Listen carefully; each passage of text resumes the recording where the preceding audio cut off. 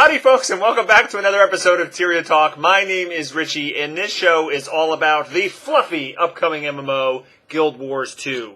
Now this is episode number 16, and today we're going to be talking about World vs. World. Now I had to start with Snapples on my lap here because he would not stop barking every time I tried to start the video. So hopefully I can put him down now, and he won't bark. I don't know how it's going to go. Let's check it out. So, World vs. World. Now I have a PvP episode. I don't know, I'll put the link up somewhere. And I went over what we knew about World vs. World months and months ago. But very recently, I think it was yesterday, Mike Ferguson posted a huge post about World vs. World and gave us a ton of new information. So I wanted to sift through it, give you my thoughts on it, so let's get to it. Now, real briefly, a lot of MMOs come out and they feel like they have this requirement to kind of put some sort of open world PvP into it. And there's been a lot of talk on the internet recently about this because, Star Wars The Old Republic had the disaster with the Ilum planet, which is supposed to be this open world PvP planet. And a lot of games kind of half-ass it. They don't exactly know how to encourage players to get into this open world type PvP or incentivize players to do it. And I know some games in the past, like Dark Age of Camelot, apparently had this amazing open world PvP setup. I never played it personally, but I know a lot of people bring up that a lot. And some people often reminisce about, the Taran Mill versus South Shore battles in World of Warcraft and Vanilla. And, really, there wasn't anything to that. There was no reward system in place. It was just players who randomly happened upon each other in this questing zone, and it just became a thing. This was before Battlegrounds ever existed, before you can queue up and do something and actually get rewarded for your PvP. And once those things came out, no one goes to Taran Mill and South Shore to PvP anymore. So it's been romanticized, and you kind of look back on it fondly. But that really wasn't compelling gameplay, at least in my opinion. Now, the ArenaNet's approach with this seems very interesting. I don't know. I haven't played it yet, but I think it's going to be extremely successful. One of the first things that they're doing with it is they're taking 3 servers, putting them into this huge scale instanced battle, and they're going to be fighting each other, the 3 different servers, over a 2-week period. Now, the great thing about having 3 different factions is population imbalance doesn't become much of a factor. I mean, this is a big thing for Star Wars The Old Republic, is they have the Empire versus the Republic on this planet, and they're fighting over stuff, but on most servers, there's a huge population imbalance on one of the factions, so they just steamroll the other one.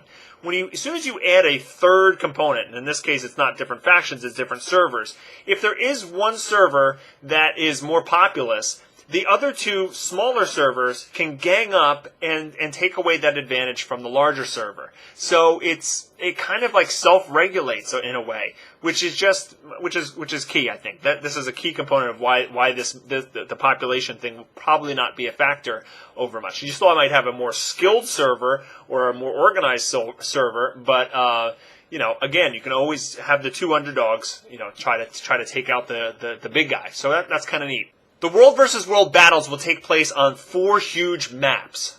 Each map is set to be able to hold over 100 players from each faction. So if you have 4 maps, 200 players per server, they're judging around 800 players can be involved in this at once. And they didn't really mention a hard cap. They just said around that number. Now, each of these maps is huge.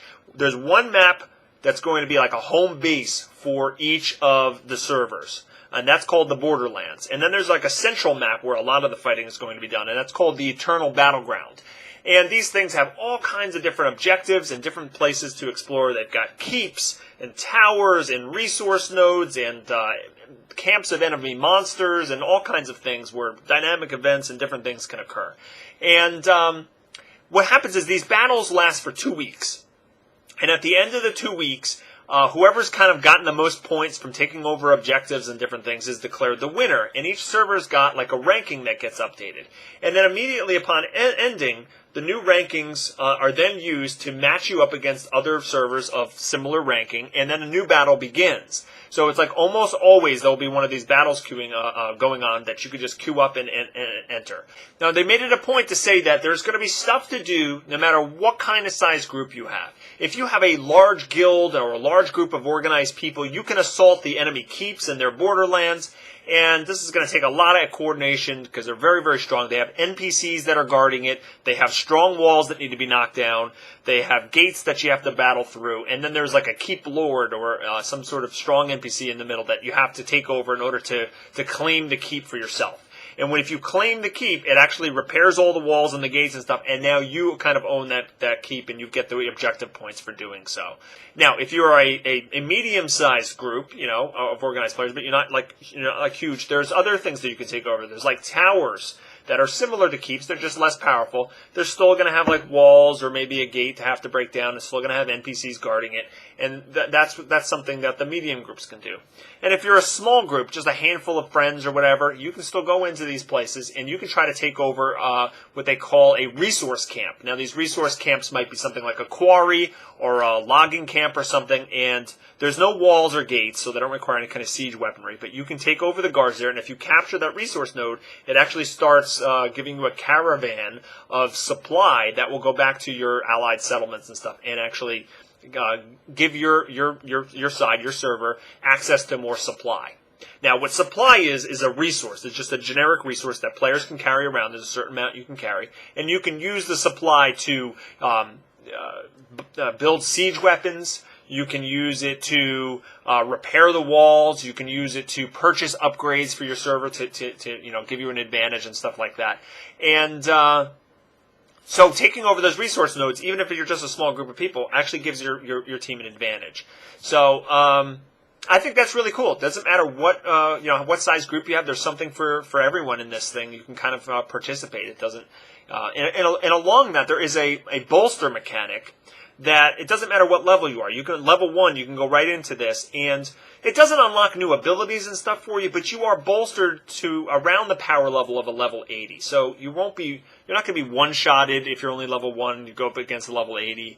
You're going to do more damage and stuff, but it's not going to give you an even playing ground. A level 1 character versus a level 80, the level 1 character on a one-on-one fight is going to be taken out. But the thing is, with the bolster mechanic, you're not going to be one-shotted. You're not going to be completely useless. Sure, the level 80 might have some better gear. They might have elite skills that you don't have access to and different things like that. But in general, if you're caught one-on-one in this kind of large-scale battle, it's kind of like tough cookies for you. There's plenty of things you can do even at level 1. They even mentioned stuff like you can find like an enemy camp of NPCs, like ogres, like monsters or something.